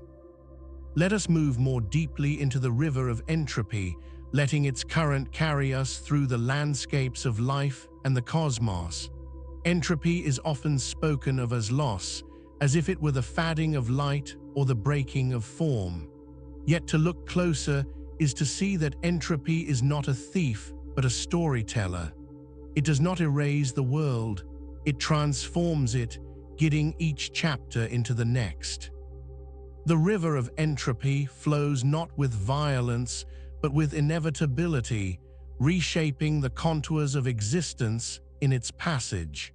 To drift with it is to witness how change becomes creation, how endings become beginnings. Consider the warmth of a cup of tea. When it is poured, the liquid is hot, its molecules moving quickly, vibrating with energy. Left alone, the tea cools, releasing its heat into the air. The molecules of air take up this energy, scattering it across the room. Entropy has increased, not by destroying the tea, but by sharing its heat more widely. The energy is not lost, it is spread. The warmth that once belonged to the cup alone becomes part of the space around it, touching everything gently. In this way, entropy is generosity. It shares what was concentrated with the wider whole, distributing energy like a river spreading water across a thirsty plain. The same river flows through the act of breathing. You inhale oxygen, concentrated and ready, and within your body it fuels the quiet fires of your cells. The oxygen binds with carbon, releasing energy that allows your muscles to move, your heart to beat, your mind to think. You exhale carbon dioxide, less ordered, more spread. Entropy rises, but life is sustained. The river carries energy from food and air into motion, thought, and warmth. In every breath, entropy rises, but so too does life's song. Without this flow, without this constant increase of entropy, the story of living beings could not unfold. Entropy also shapes the weather and the winds. The sun shines more strongly on the equator than at the poles, creating a difference, a concentration of heat. The atmosphere responds, moving air from hot regions to cooler ones, balancing, spreading. Winds swirl, storms form, rain falls. Entropy increases as heat spreads more evenly, yet in the process, clouds bloom, rivers swell, forests drink, and life thrives. The storm may seem chaotic, but it is part of entropy's river, carrying energy toward balance. In its passage, it sustains the cycles of growth and renewal. Even destruction, lightning, flood, fire, creates openings for new life to take root. Entropy is not the end, but the ongoing current of change. In our bodies, entropy is both a challenge and a gift. Cells are constantly working against it, maintaining order, repairing damage, building structure. They do this by consuming energy, by feeding on the flow that entropy provides. Without the steady increase of entropy around them, they could not resist, could not build, could not live. This balance, order within, disorder without, is the essence of life. We are islands of temporary structure in a sea of rising entropy, whirlpools of order sustained by the river itself.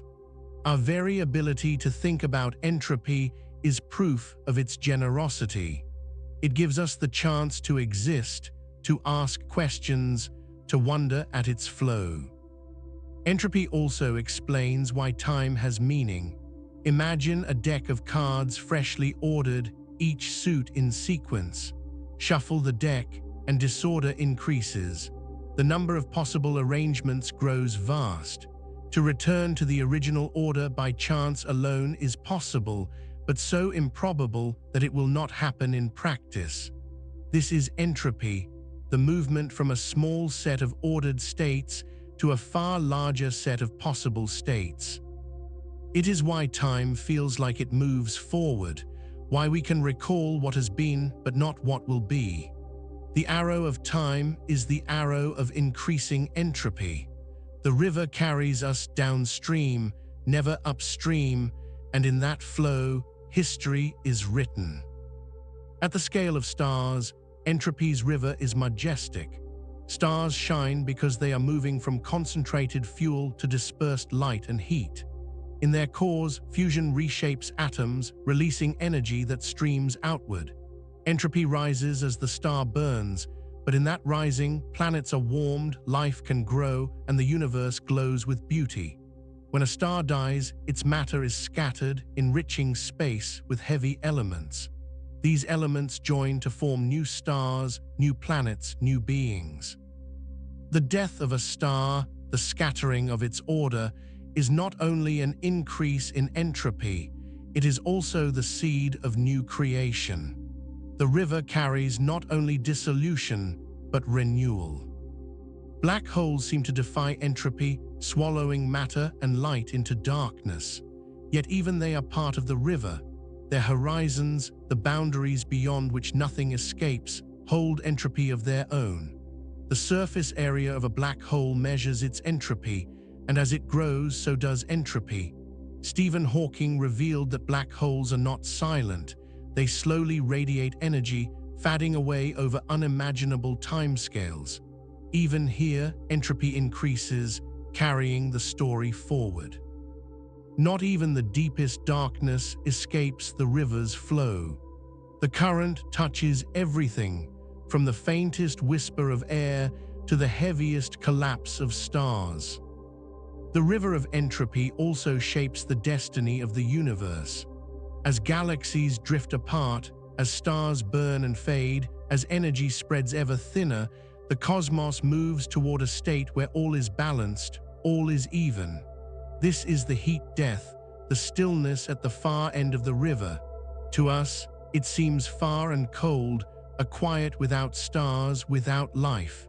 Yet it is also peace, the natural resting place of the river's journey. Just as a river reaches the sea and finds stillness, so too may the universe find its ocean of calm.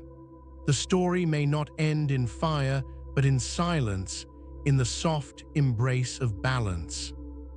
And yet here we are, far from that distant horizon. We live in the middle waters, where entropy flows but patterns still bloom. Galaxies spin, stars shine, forests grow, minds awaken. The river of entropy allows all of this, sustains it, even as it carries us forward. We are not outside of entropy but within it, part of its unfolding. To see this is to find not despair but wonder, for it means we belong to the flow of time itself. We are made by the river, shaped by it, and carried gently toward the sea. So let us drift for now, listening to the river of entropy as it murmurs around us. It is not cruel, it is not rushing, it is steady, patient, carrying all things with it. The spreading of heat, the mixing of matter, the rise of disorder, these are not ends but the natural movement of existence. To live is to float upon this river, to feel its current, to know that we are part of its eternal story. The river flows, and we flow with it, and in that flow there is peace. Now we come to the closing bend of the river of entropy, where its lessons gather into calm reflection. To walk beside this river is to see that time's flow is not an enemy but a companion. Entropy rises, yes, but in its rising we find meaning, memory, and life. Without the increase of entropy, there would be no arrow of time, no story to tell, no rhythm to carry us from birth to growth to change. The river may seem to wash things away, yet it also allows each moment to arrive, to exist, to pass into memory. Entropy is the current of time, and we are its travelers. Think of a child's laughter, bright and brief. The sound rings out, the air molecules scatter the vibration, and the moment is gone. Yet it was real, and it left traces in memory, in warmth, in the echoes of those who heard it. Entropy carried it away, but in doing so, it made room for the next moment. Life is not about holding stillness forever, but about allowing the river to move, about letting moments come and go. Each instant owes its existence to the fact that the river never stops. If time did not flow, if entropy did not rise, there would be no laughter at all, no fleeting beauty, no story to carry forward. Our lives, then, are whirlpools in this river, temporary eddies where patterns form before dissolving back into the wider flow. The order of our bodies, our thoughts, our creations exists for a while, held against entropy by the energy we take in. We eat, we breathe, we rest, and in doing so we borrow energy to keep our whirlpool intact. Eventually, the river will claim us, as it claims all patterns. But this is not tragedy, it is belonging. To dissolve back into the current is to return to the wider whole, to become part of the vast river again. Entropy ensures that nothing is lost, only transformed, only carried forward in new shapes, new flows. Look to the stars for reassurance. Each star is itself a whirlpool of order, a luminous eddy in the river of entropy. For billions of years, it shines, resisting collapse by the energy of fusion within. But in time, its fuel is spent, and the star changes form. Some swell into giants, shedding their outer layers like blossoms releasing petals.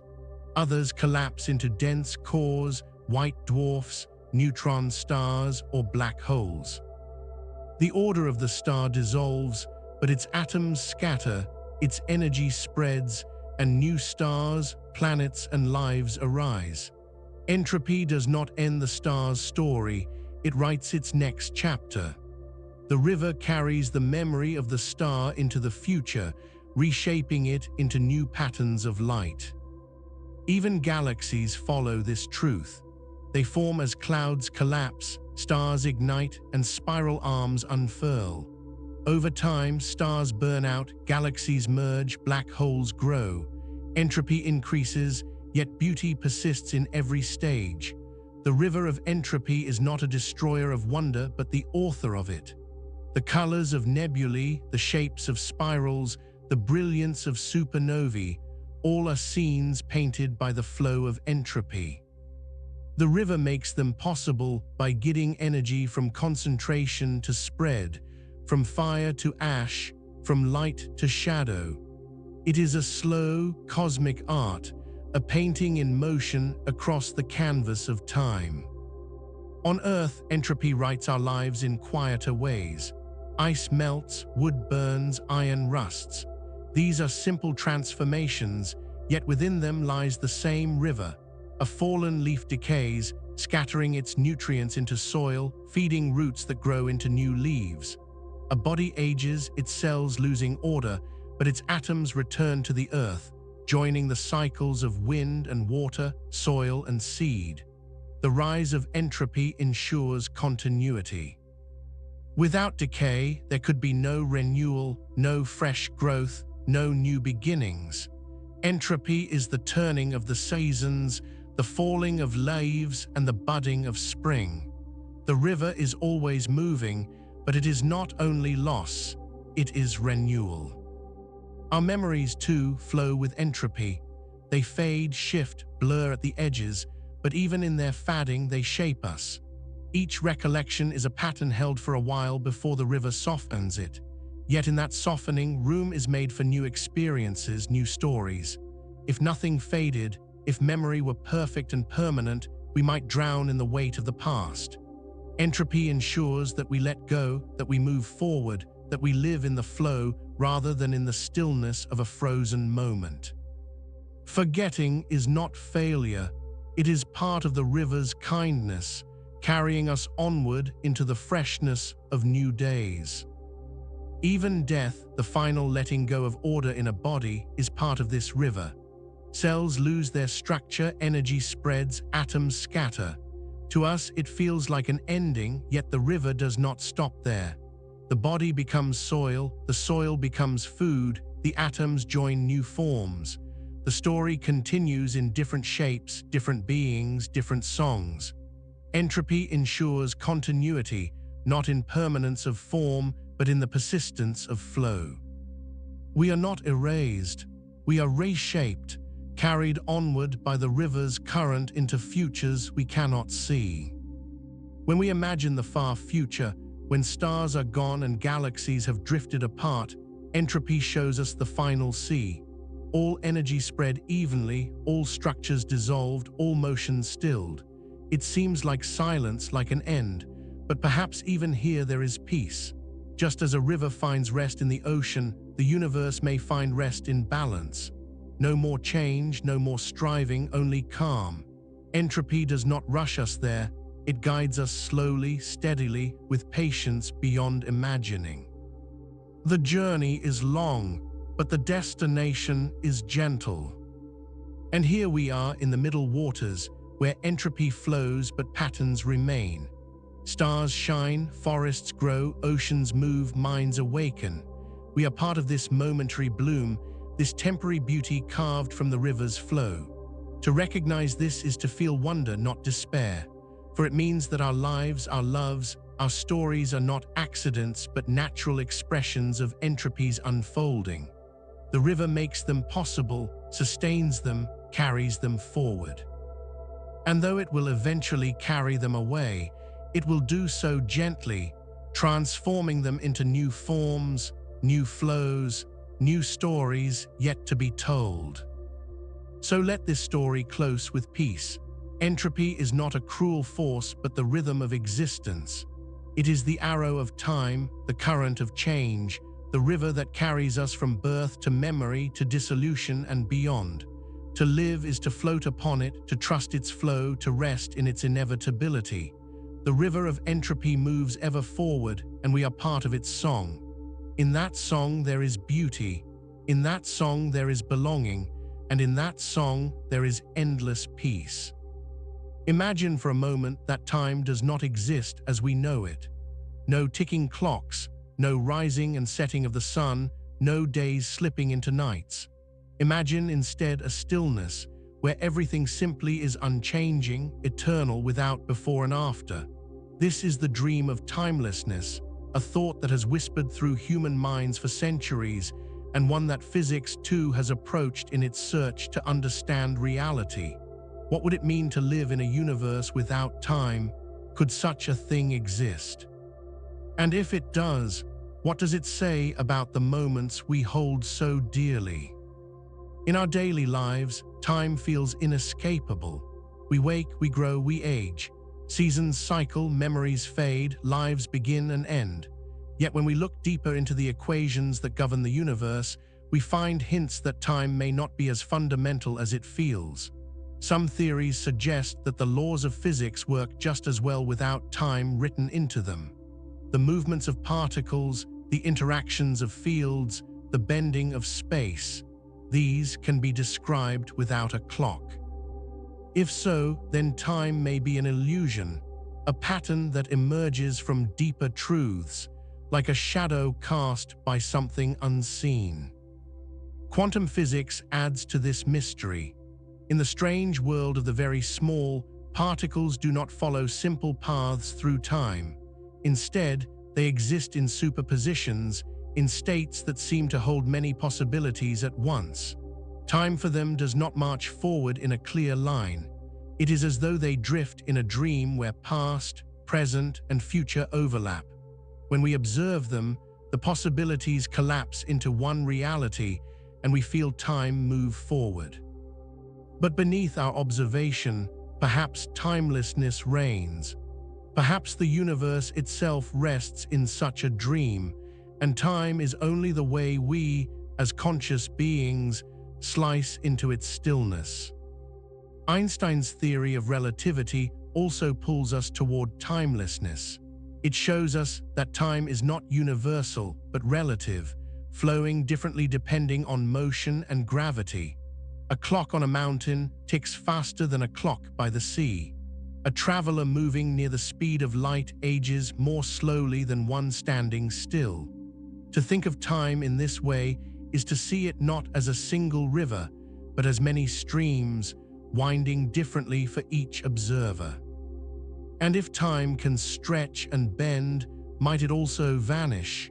Might it be not a foundation of the universe, but an emergent property, a convenience born of our perspective.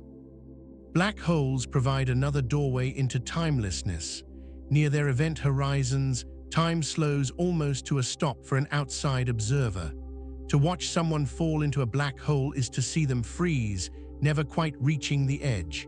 For the one falling, however, time flows normally until they pass beyond sight, which is true, both and neither.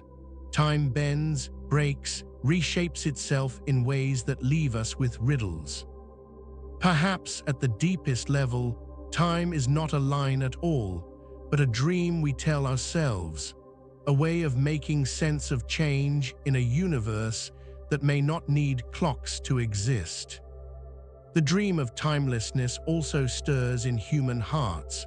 In moments of deep peace, lying beneath stars, watching waves roll endlessly, holding the hand of someone we love, we feel time blur. Seconds and minutes dissolve, leaving only presence. These are not illusions, but glimpses of a truth hidden beneath our busy clocks. We are capable of stepping, for a moment, into timelessness, into the stillness where being itself is enough. Such moments remind us that time, while useful, is not the whole of reality. There is a layer deeper than the ticking, where we simply are. In physics, one vision of timelessness is called the block universe.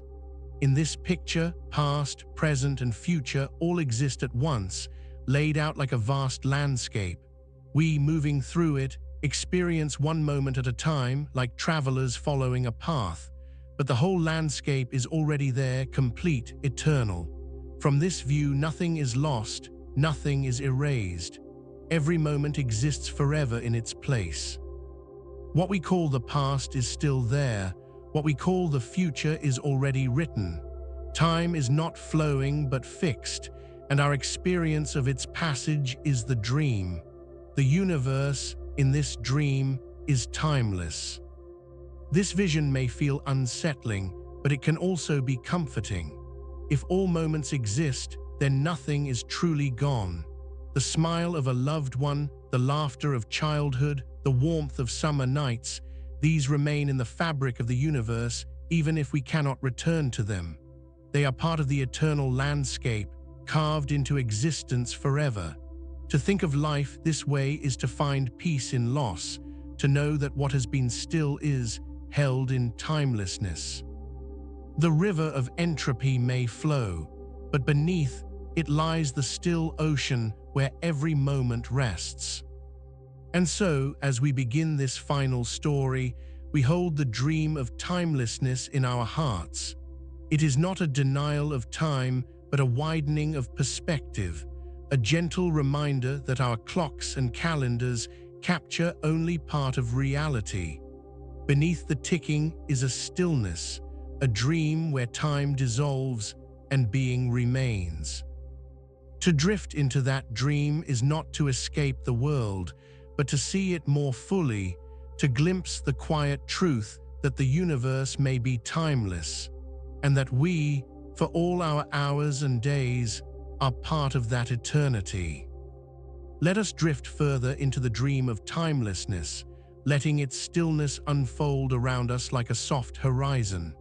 Time, as we feel it, is full of motion, clocks turning, hearts beating, stars rising and setting. But beneath these motions, many physicists suggest there may be no fundamental time at all.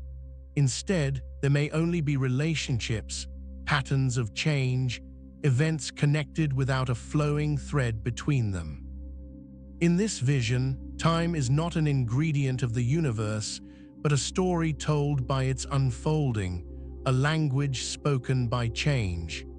To listen closely is to hear not a ticking clock, but a tapestry of relations, where timelessness is the fabric and time is the pattern we perceive. One of the most profound hints of timelessness lies in quantum mechanics. In its equations, time does not always appear as a necessary part. Instead, the probabilities of events exist all at once, timeless and complete. A particle may be here or there or both, until observation collapses the possibilities into one reality.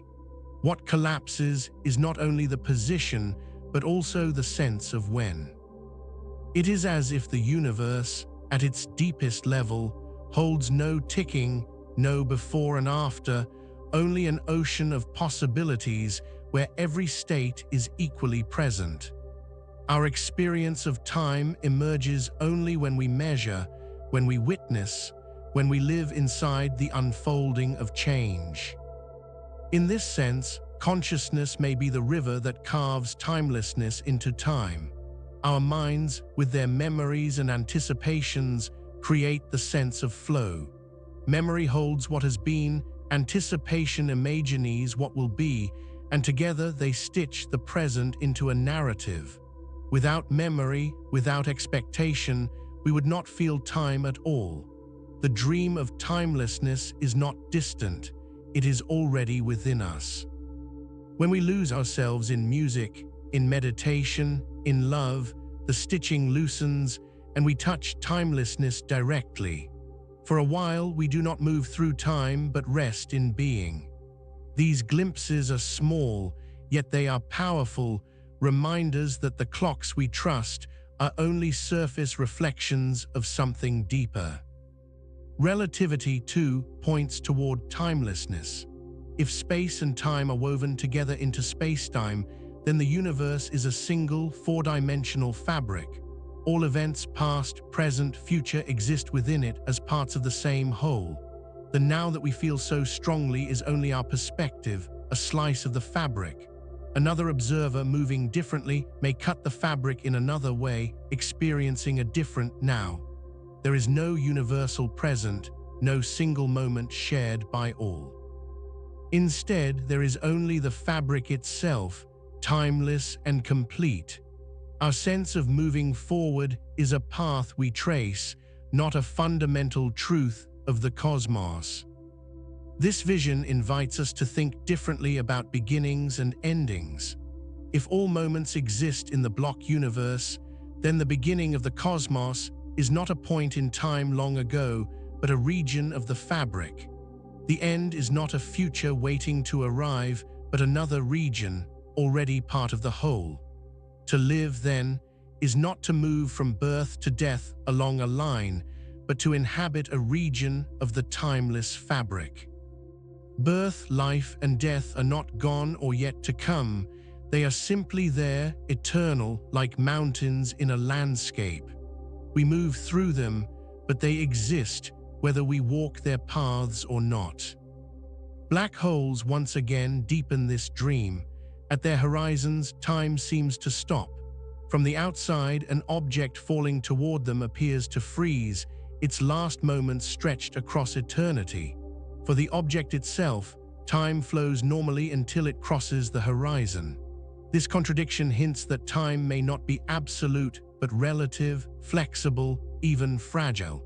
Some physicists believe that deep within black holes, time as we know it ceases entirely. If true, then timelessness is not only an idea, but a physical reality, waiting in the heart of cosmic shadows. There, the dream may not be metaphor, but fact. Entropy, too, offers a curious twist. We often say that entropy gives time its arrow, pushing events from order to disorder. But some scientists suggest that entropy itself may emerge from timeless laws, that the flow we feel as time is only the way we experience the growth of entropy. Beneath that flow, there may be no fundamental ticking. The universe may be timeless, and what we call time may be simply our way of perceiving entropy's unfolding. If so, then timelessness is not separate from our world, but its foundation, the quiet stage on which all dramas play. To imagine timelessness is also to reflect on eternity. Eternity is not endless time, but the absence of time. It is not years stretched without limit, but the stillness where all years are one. In this stillness, there is no waiting, no rushing, no loss. Everything simply is. Our longing for eternity in love, in art, in prayer, may be the longing to return to this timeless state, to rest in being without measure. When we touch timelessness, even for a moment, we feel that longing answered. We feel whole, complete, at peace. The dream of timelessness also whispers in nature.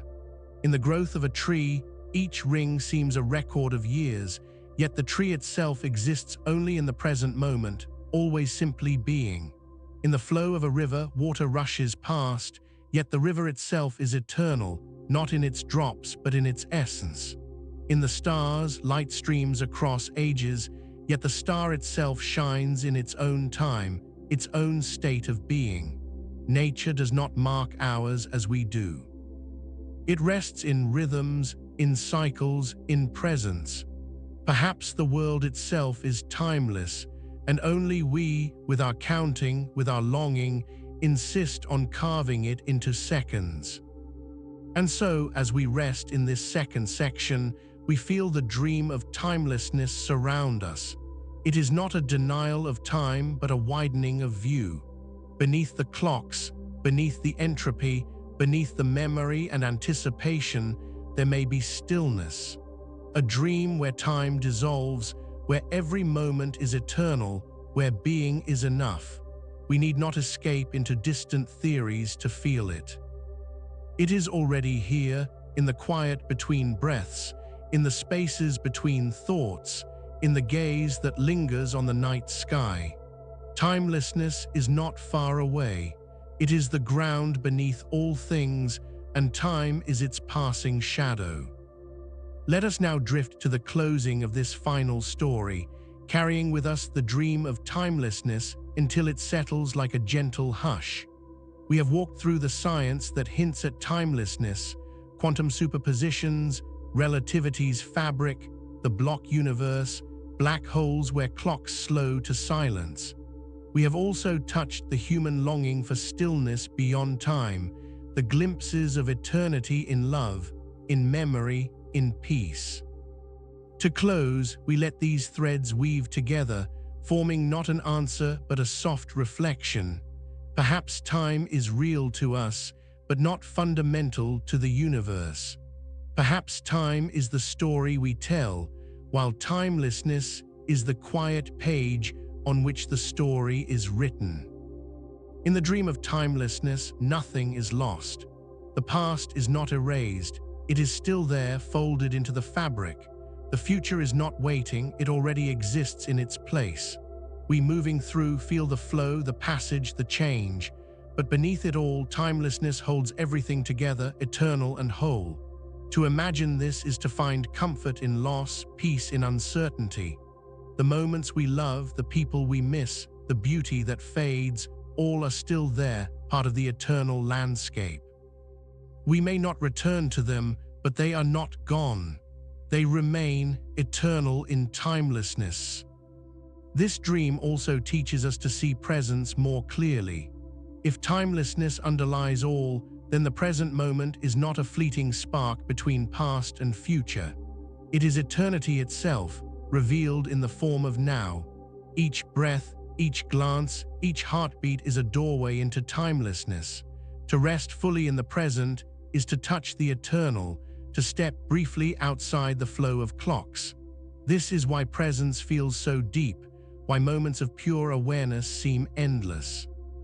They are endless because in them we touch timelessness. The paradox then is that timelessness does not deny time but embraces it. Time is how we live, how we measure, how we tell stories. Timelessness is the foundation, the silence that allows the music of time to be heard. Without silence, there is no song. Without timelessness, there is no time. They are not enemies but partners, woven together like stillness and motion, light and shadow. To live is to move in time. To reflect is to glimpse timelessness. To be is to hold both at once in our being. Think of a mountain beneath the sky. To us, it ages slowly, its slopes eroding, its peaks shifting. To the mountain itself, it simply is timeless in its being. Think of the ocean. Its waves rise and fall, its tides flow and return, yet the ocean itself is eternal in essence. Think of the stars. Their light travels for billions of years, but the stars themselves, in the block universe, exist in their own eternal regions. These are not only metaphors, but reminders. The world itself may rest in timelessness, while we, who perceive change, experience the unfolding of time. As we reach the end of this story, we see that timelessness is not a destination to be reached, but a truth already here. Beneath your thoughts, beneath your memories and plans, there is awareness, simple and present. That awareness does not measure minutes. It rests in being. To sit quietly, to breathe, to look at the sky is to touch it. The dream of timelessness is not far away. It is within you, within everything, waiting in the silence between seconds. And so the dream of timelessness closes not with an answer, but with a feeling of stillness, of eternity, of peace. Time carries us forward, yes, with its arrow of entropy, its flow of change. But beneath the current lies the ocean, timeless and whole. To live is to move with the river. To rest is to remember the sea. Both are real. Both are part of the universe. And in knowing this, we may live with gentleness, with wonder, with calm. So let us end here in the dream of timelessness. The clocks still tick, the stars still turn, the days still pass. Yet beneath it all is stillness, endless and quiet. You are part of that stillness, even as you move through time. You are both story and silence, both traveler and eternal, and in that truth there is peace. Time flows, but timelessness remains, and together they cradle us forever.